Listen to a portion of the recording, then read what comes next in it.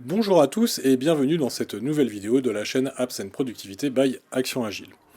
Aujourd'hui nous allons voir un sujet qui est un peu touchy sur Notion, à savoir comment se créer des tâches récurrentes.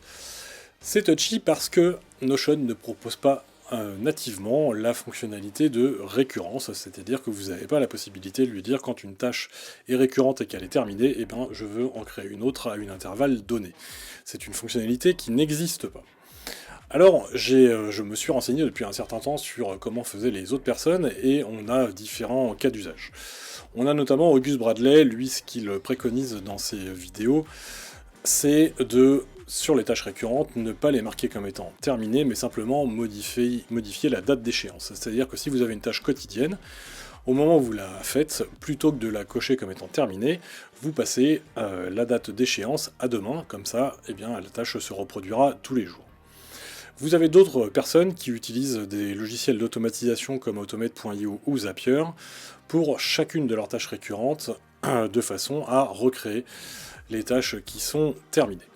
Personnellement, je trouve que ces solutions ne sont pas satisfaisantes parce qu'elles demandent, au moment où vous voulez terminer vos tâches, soit un peu de réflexion pour savoir est-ce que la tâche est récurrente, oui ou non. Si elle l'est, alors je coche pas, à ce moment-là je change la due date, sachant que je peux avoir plusieurs tâches récurrentes avec des récurrences différentes. Donc il va falloir que je me pose la question de comment je fais. Enfin concrètement moi au quotidien, quand je traite ma to-do list, je suis dans le feu de l'action, je n'ai pas du tout le temps de faire tout ça.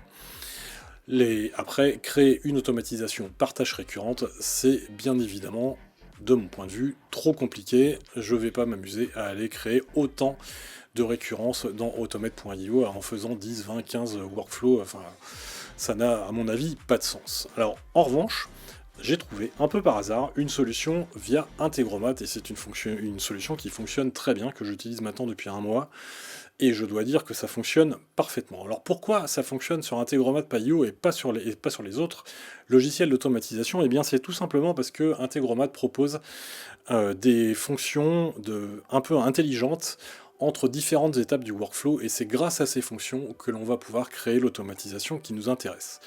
Alors pourquoi ça? Eh bien c'est tout simplement parce que les différents logiciels d'automatisation ne sont pas en mesure d'aller chercher dans Notion la liste des derniers champs qui seraient passés des derniers enregistrements de votre to-do list qui seraient passés d'une part à terminer et qui seraient également des enregistrements marqués comme étant des enregistrements récurrents. Ça c'est une fonctionnalité qui n'est pas disponible dans Notion au travers les API, et donc ces logiciels d'automatisation ne peuvent pas le faire.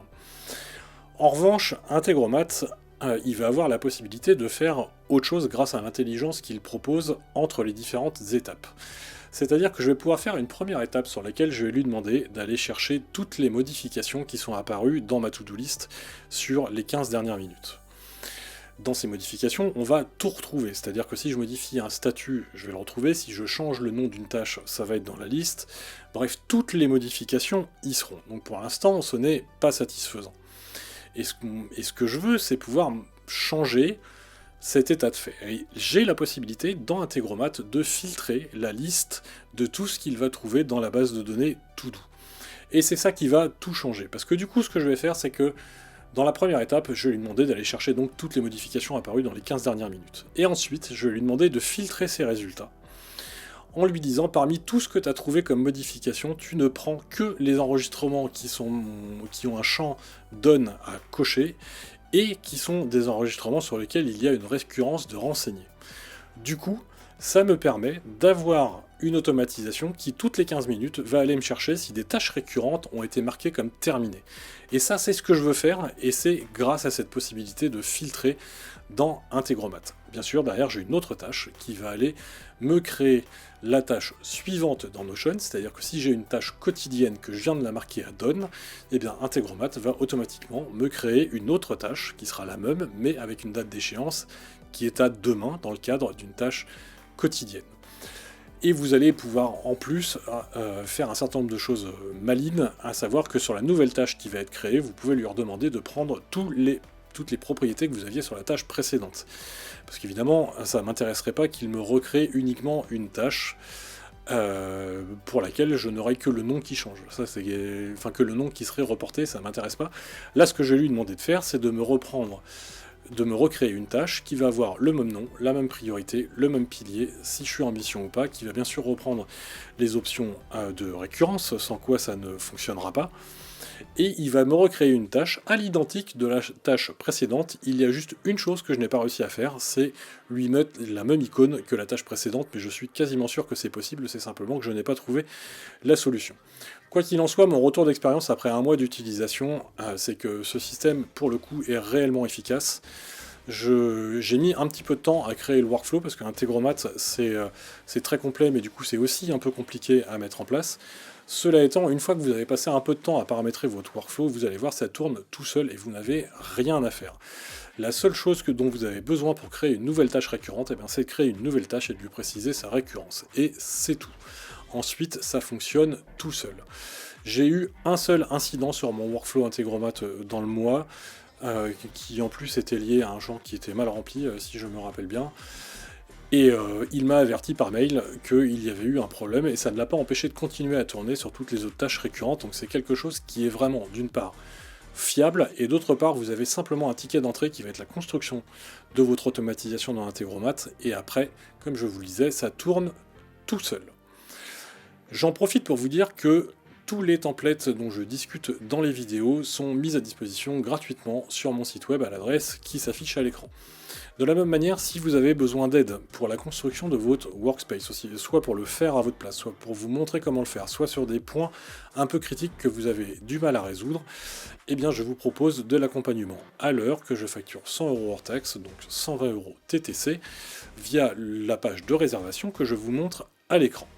Si le contenu de la vidéo vous plaît, je vous invite à cliquer sur le pouce bleu juste en dessous, à vous abonner à la chaîne sans oublier de cocher la petite cloche de façon à ne pas rater les prochains contenus, mais je vous montre cette automatisation Integromat immédiatement.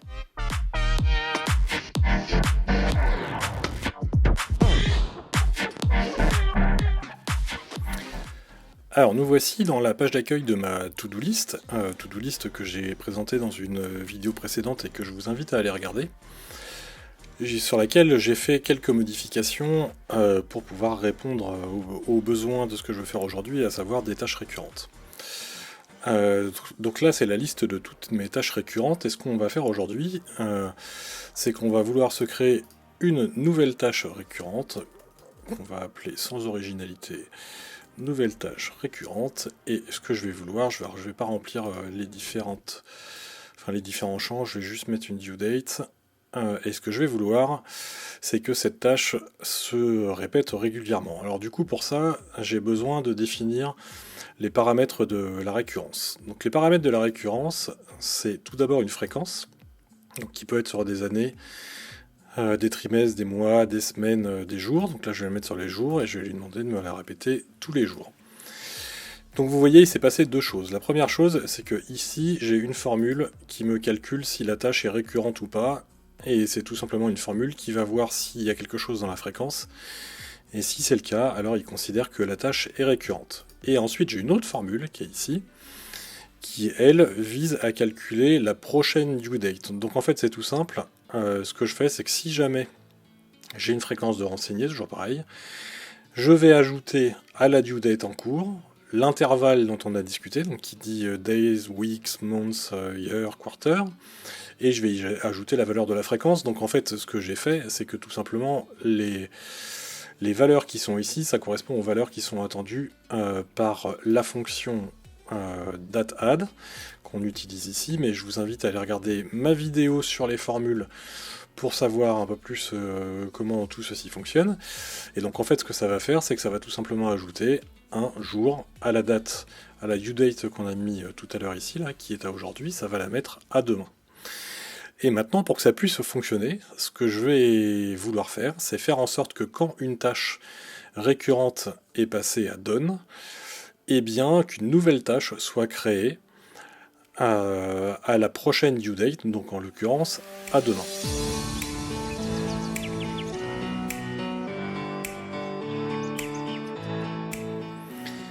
Alors quand vous arrivez sur Integromat, vous arrivez sur une page qui ressemble à ça et qui vous liste en bas l'ensemble des scénarios qui sont actifs en vous indiquant le moment où il a tourné la dernière fois. Puis vous avez un petit tableau de bord qui vous donne un certain nombre de données qui sont relatives à votre abonnement. Donc là, ce qu'on va vouloir faire, c'est le scénario qui est ici, que je vais vous montrer juste après, mais je vais commencer par vous montrer comment ça se crée un scénario. Et donc pour ça, il faut appuyer sur le bouton Create a New Scenario là-haut. Ensuite, vous cliquez sur le gros plus qui est en plein milieu et vous lui dites que vous voulez aller sur Notion. À ce moment-là, il va vous proposer toutes les actions qu'il est capable de faire sur Notion. Et celle qui va nous intéresser, c'est celle-ci, la première, qui s'appelle Watch Database Items, parce que ce qu'on va vouloir, c'est qu'il aille scruter la base de données de To-Do List pour y détecter des modifications. Donc on va aller voir ça immédiatement. Là, ici, vous allez devoir paramétrer une connexion.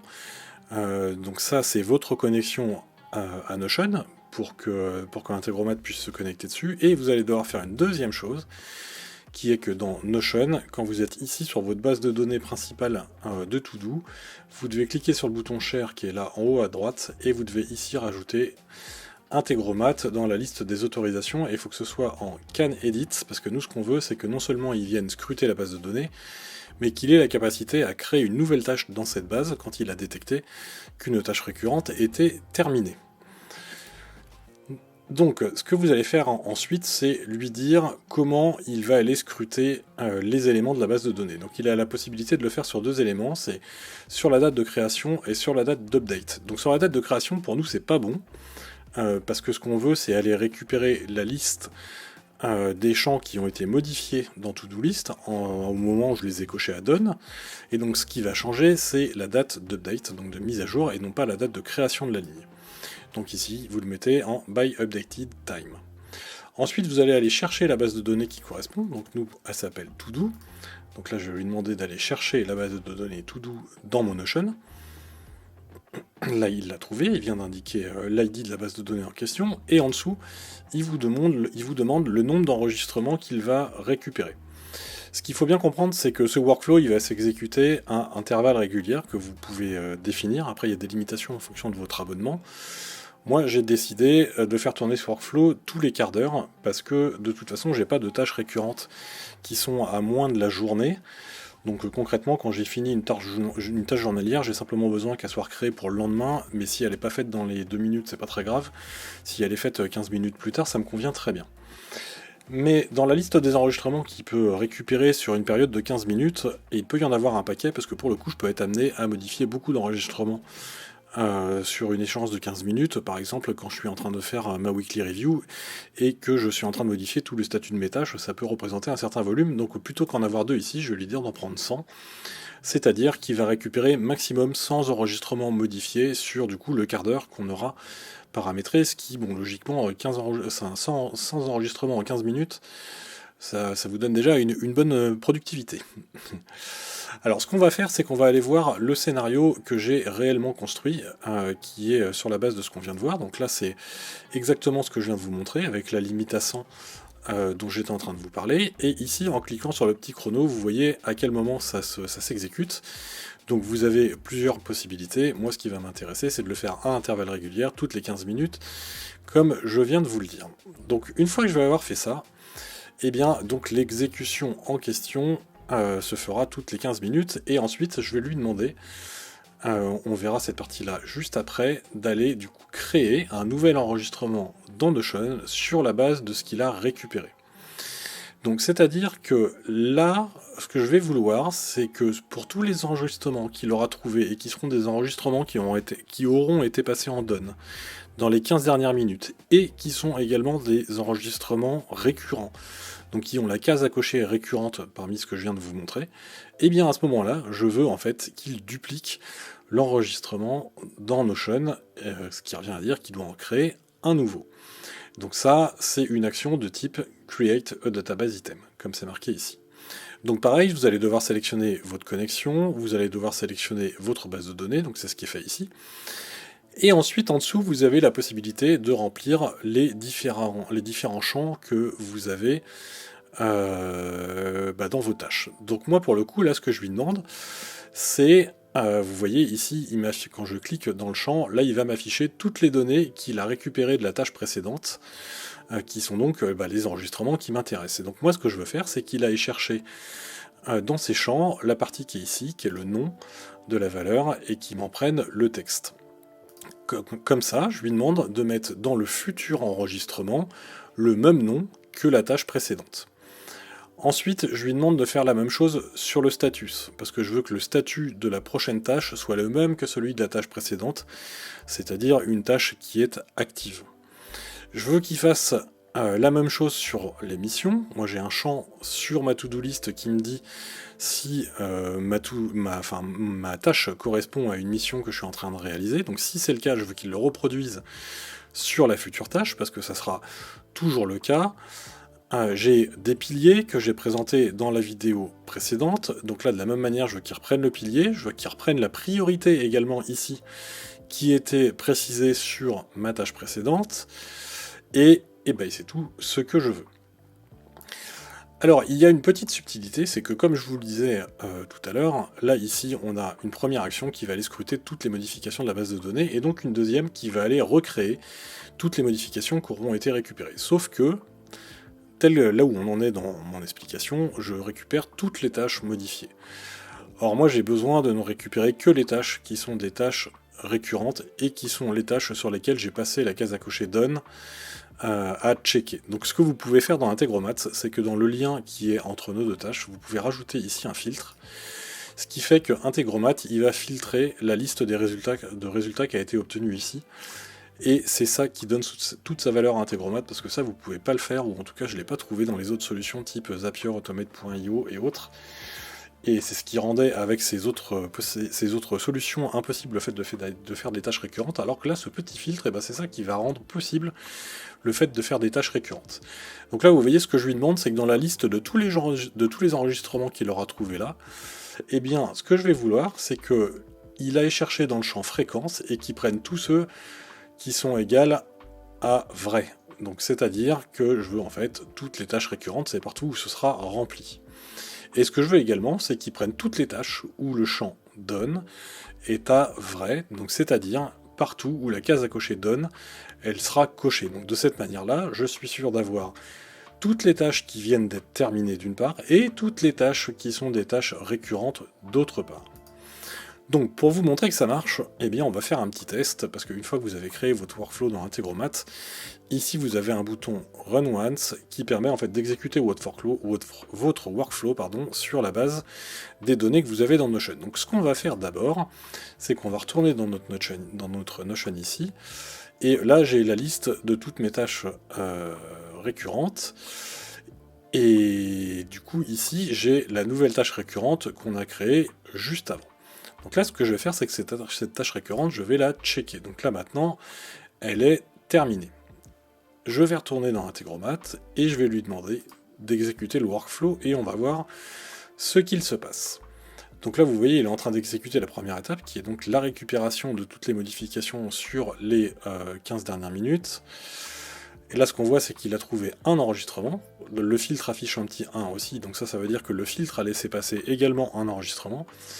Et enfin, j'ai un petit 1 ici qui m'indique que j'ai un enregistrement qui a également été créé dans la base de données, donc a priori ça fonctionne. Si jamais vous êtes en train de faire votre Integromat et que vous voulez voir ce qui se passe dans le détail, vous avez juste à cliquer ici, et Integromat il vous donne la liste de tout ce qu'il a récupéré. Donc là ce qu'on voit, c'est qu'il a récupéré plusieurs pages qui ont toutes été modifiées, donc en l'occurrence il y en a un certain nombre, puisqu'il y en a 7. Donc ça c'est tout ce qui a une date d'update qui est dans les 15 dernières minutes, on le voit ici. Là j'ai une update à 19h32 et au moment où je filme il est 19h34. Et ensuite j'ai mon petit filtre ici. Et donc le petit filtre il va montrer sur tout ce qu'il a récupéré avant l'état des conditions. Et on voit qu'il y a toujours quelque chose qui n'est pas dans le bon état, et en l'occurrence c'est le champ Done, parce que là du coup il a filtré sur tout ce qui avait une fréquence. Et j'ai plusieurs tâches récurrentes, donc c'est normal qu'il en trouve plusieurs, c'est celles qui ont été modifiées.